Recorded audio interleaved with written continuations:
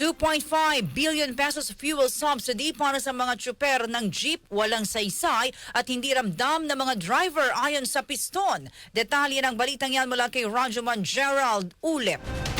RMN Live Report. Hindi ramdam ang ibibigay ng fuel subsidy ng pamahalaan kasunod ng napipintong pagtipa na presyo ng mga produktong petrolyo bukas. Kung maalala, sinabi ng Department of Transportation o DOTR na inihahanda na nila ang mga panuntunan sa paglalabas ng 2.5 billion pesos na subsidiya para sa mga apektadong tsuper ng PUJ dahil sa tuloy-tuloy na pagtaas ng presyo ng produktong petrolyo.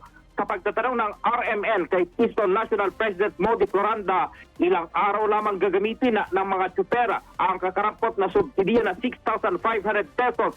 Anya sobrang taas ng diesel na ginagamit ng mga jeepney driver sa mga kanilang jeep at madadagdagan pa bukas ng mahigit 5 piso.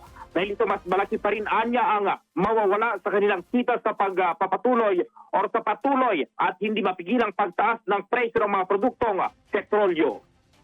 Tingin ay makakatulong yung sinasabi nilang subsidiya pero wala tong saysay. Useless! Kasi kung halimbawa nagkukonsume kami ng 30 liters per day, halos 4 na araw lamang yung magagamit, yung 6,500, halimbawa 6,500 for this lang. Wala sang saysay. Kung yun ang ibibigay muli na naman ng pamahalaan.